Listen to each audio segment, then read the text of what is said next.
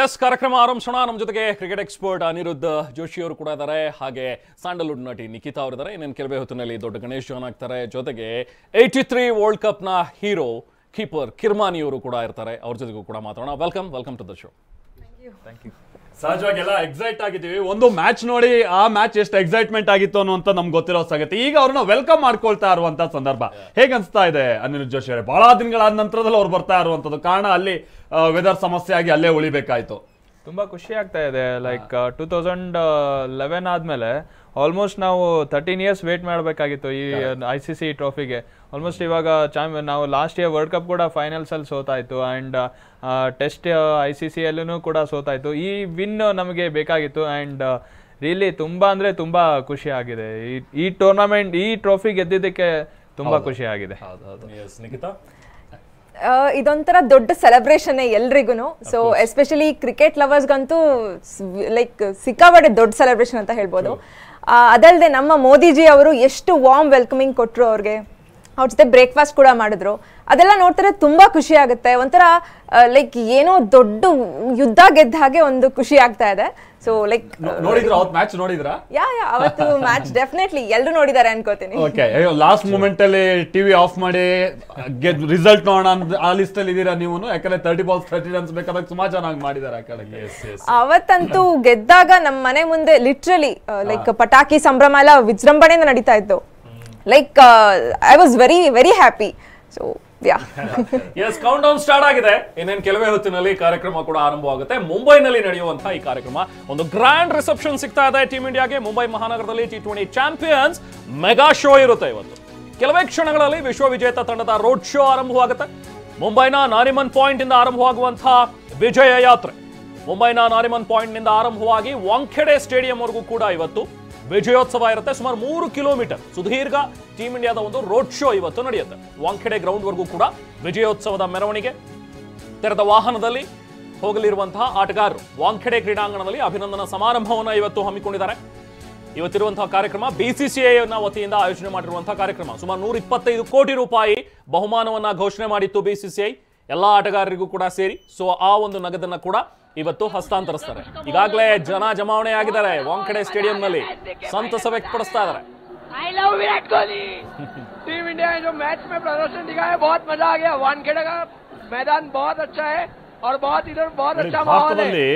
Cricket craze ಯಾವ ರೀತಿಯಾಗಿದೆ ಅನ್ನೋದಕ್ಕೆ ಇದೊಂದು ಸಾಕ್ಷಿ. ವಾಂಖೆಡೆ ಸ್ಟೇಡಿಯಂ ಹೌದು, ಬೇರೆ ಬೇರೆ ಮ್ಯಾಚ್ ನಡೆಯುವಂತ ಸಂದರ್ಭದಲ್ಲಿ ಕಂಪ್ಲೀಟ್ ಆಗಿ ಆ ಸ್ಟೇಡಿಯಂ ಫುಲ್ ಆಗೋದನ್ನ ನೋಡ್ತಾ ಇರ್ತೀವಿ. ಇವತ್ತು ಅವರನ್ನ ವೆಲ್ಕಮ್ ಮಾಡುವಂತ ಸಂದರ್ಭ. ಈ ಒಂದು ಸಂದರ್ಭದ ಕಾರ್ಯಕ್ರಮದಲ್ಲೂ ಕೂಡ ಹೇಗೆ ಸ್ಟೇಡಿಯಂ ತುಂಬಿ ತುಳುಕ್ತಾ ಇದೆ ನೋಡಿ. ಅಂದ್ರೆ ಸಾವಿರಾರು ಮಂದಿ ಈಗ ಆಲ್ರೆಡಿ ಬಂದು ಸ್ಟೇಡಿಯಂ ನಲ್ಲಿ ಕೂತಿದ್ದಾರೆ. ಎಲ್ಲರೂ ಎದುರು ನೋಡ್ತಾ ಇರುವಂತದ್ದು ಟೀಮ್ ಇಂಡಿಯಾದ ಆಟಗಾರರು, ಕೋಚ್ ದ್ರಾವಿಡ್, ಆಮೇಲೆ ಸಪೋರ್ಟಿಂಗ್ ಸ್ಟಾಫ್, ಇವರೆಲ್ಲ ಅವರ ಆಗಮನದ ನಿರೀಕ್ಷೆಯಲ್ಲಿರುವಂತಹ ಅಭಿಮಾನಿಗಳನ್ನ ನೋಡಬಹುದಾಗಿದೆ. ನೋಡಿ, ಈಗ ಹವಾಮಾನ ಕೂಡ ಅಷ್ಟು ಫೇವರ್ ಆಗಿಲ್ಲ ಆಕ್ಚುಲಿ ನೋಡಕ್ಕಾದ್ರೆ. ಈಗ ಯಾವಾಗ ಮಳೆ ಬರ್ಬೋದು, ಅದು ಮುಂಬೈನ ಮಳೆ ಅಂತ ಹೇಳಿದ್ರೆ ತುಂಬಾ ಜೋರಾಗಿ ಸುರಿಯುವಂತ ಮಳೆ.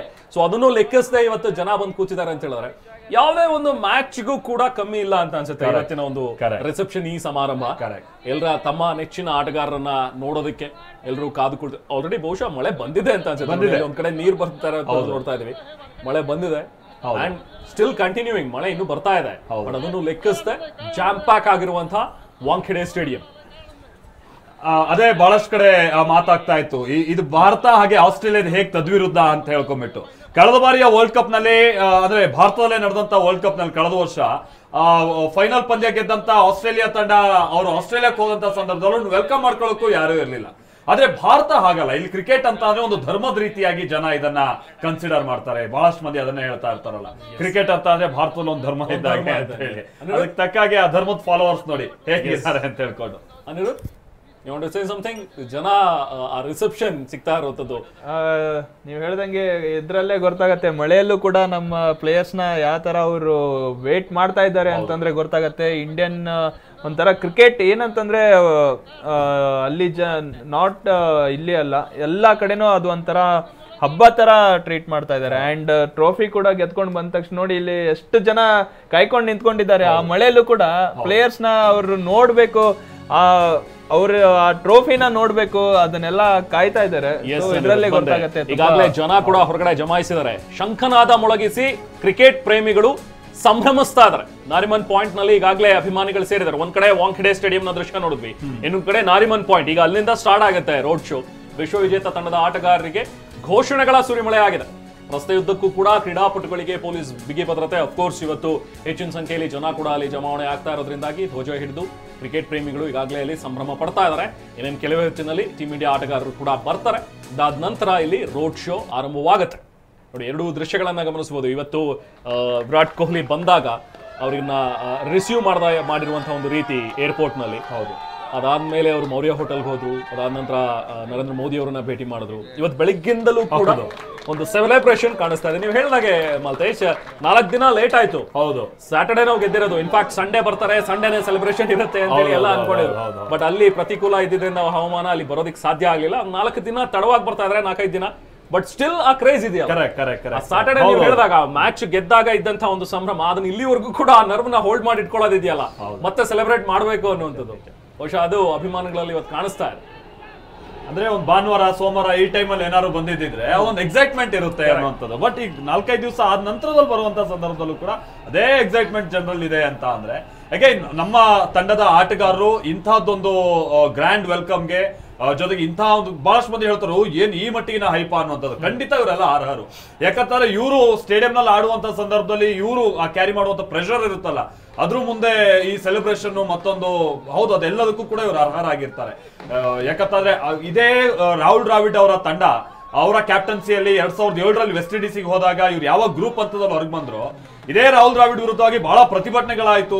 ಮಹೇಂದ್ರ ಸಿಂಗ್ ಧೋನಿ ಸೇರಿದಂಗೆ ಕೆಲವ್ರ ಮನೆ ಕಲ್ಲೊಡೆದ್ರು. ಯಾಕಂದ್ರೆ ಜನ ಕ್ರಿಕೆಟ್ ನ ಕನ್ಸಿಡರ್ ಮಾಡೋ ರೀತಿ ಆ ರೀತಿಯಾಗಿರುತ್ತೆ. ಹಾಗಾಗಿ ಕೆಲವರು ಹೇಳ್ಬೋದು ಏನ್ ಈ ಮಟ್ಟಿಗಿನ ಹೈಪ, ಈ ತರ ಕ್ರೀಡೆ ಮತ್ತೊಂದು ಅನ್ನುವಂಥದ್ದು ಏನೇನೋ ಈ ಸಂದರ್ಭದಲ್ಲಿ ಚರ್ಚೆಗಳು ಸಹಜವಾಗುತ್ತೆ. ಬಟ್ ಇವರು ಕ್ಯಾರಿ ಮಾಡುವಂತ ಪ್ರೆಷರ್ಗೆ ಇವರು ಈ ರೀತಿಯಂತ ಒಂದು ಸಂಭ್ರಮ, ಇಂಥ ಒಂದು ಅದ್ದೂರಿ ಕಾರ್ಯಕ್ರಮಕ್ಕೆ ಇವರೆಲ್ಲರೂ ಕೂಡ ಖಂಡಿತವಾಗಿಯೂ ಅರ್ಹರು. ಎಸ್, ಅನಿರುದ್ಧ, ಮಾಲ್ತೇಶ್ ಹೇಳಿದ ಹಾಗೆ ಇದೊಂದು ಬರೀ ಒಂದು ಸ್ಪೋರ್ಟ್ ಅಲ್ಲ, ಇಡೀ ಭಾರತ ಕ್ರಿಕೆಟ್ ಪ್ರೇಮಿಗಳ ಒಂದು ಫೀಲಿಂಗ್, ನಾವು ಭಾವನೆಗಳು ಇಲ್ಲಿ ವ್ಯಕ್ತವಾಗ್ತಾ ಇರುತ್ತೆ. ಇದು ಏನೋ ಒಂಥರ ಇಮೋಷನ್ಸ್ ಕನೆಕ್ಟೆಡ್ ಇದೆ ಕ್ರಿಕೆಟ್ ಜೊತೆ. ಸ್ಪೋರ್ಟ್ ಬರೀ ಸ್ಪೋರ್ಟ್ ಆಗಿ ಉಳ್ಕೊಂಡಿಲ್ಲ ಕ್ರಿಕೆಟ್, ಎಸ್ಪೆಷಲಿ ಭಾರತದಲ್ಲಿ ನೋಡೋದು. ಅಸಂಖ್ಯಾತ ಕ್ರೀಡಾಭಿಮಾನಿಗಳ ಒಂದು ಭಾವನೆಗಳು, ಅವರ ಒಂದು ಇಮೋಷನ್ಸ್, ಇದೆಲ್ಲವೂ ಕೂಡ ಸೇರ್ಕೊಂಡಿರುತ್ತೆ ಈ ಆಟದ ಜೊತೆಗೆ ಅಂತ ಹೇಳಿ. ಖಂಡಿತ ಅವ್ರ ನಮ್ಮ ಪ್ಲೇಯರ್ಸ್ ಸಪೋರ್ಟ್ ಇಲ್ಲ ಅಂತಂದ್ರೆ ಖಂಡಿತ ಅವ್ರಿಗೂ ಕೂಡ ಇಂಡಿಯನ್ ಟೀಮಿಗೆ ಏನಂತಂದ್ರೆ ಸಪೋರ್ಟ್ ಕೂಡ ಬೇಕಾಗತ್ತೆ. ಸೊ ಅವ್ರ ಸಪೋರ್ಟ್ ಇಂದಾನೆ ಆಲ್ಮೋಸ್ಟ್ ಇವಾಗ ನಾವು ಅವ್ರು ಹೇಳಿದ್ರು ಇದು ನಮ್ಗೋಸ್ಕರ ಅಲ್ಲ, ಈ 140 crores ಏನ್ ಇಂಡಿಯನ್ಸ್ ಇದಾರಲ್ಲ ಈ ಟ್ರೋಫಿ ಅವ್ರಿಗೆ ಅಂತಾನೆ ರೋಹಿತ್ ಶರ್ಮಾ ಗೆದ್ದಾದ್ ಕೂಡ ಹೇಳಿದ್ರು ಅವರು. ಸೊ ನಮ್ಗೋಸ್ಕರ ಅಲ್ಲ, ಕಾಯ್ತಾ ಇರೋ ಇಲ್ಲ ಎಲ್ಲ ಇಡೀ ಇಂಡಿಯನ್ಸ್ಗೆ ನಾವು ಈ ಟ್ರೋಫಿನ ನಾವು ಸಮರ್ಪಿಸ್ತೀವಿ ಅಂತ ಅವ್ರು ಗೆದ್ದಾಗ ಹೇಳಿದ್ರು. ಸೊ ಇದ್ರಲ್ಲೇ ಗೊತ್ತಾಗತ್ತೆ ಅವರಿಗೆ ಎಷ್ಟು ಸಪೋರ್ಟ್ ಮಾಡ್ತಾ ಇದ್ದಾರೆ ಅಂತ ಇದರಲ್ಲಿ. ಅಂಡ್ ಇನ್ನೊಂದು ನಮ್ಮ ಜೊತೆಗೆ ನಮ್ಮ ಸೌಭಾಗ್ಯ ಇವತ್ತು ಮಾಲ್ತೇಶ್, ಯಾಕಂತ ಹೇಳಿದ್ರೆ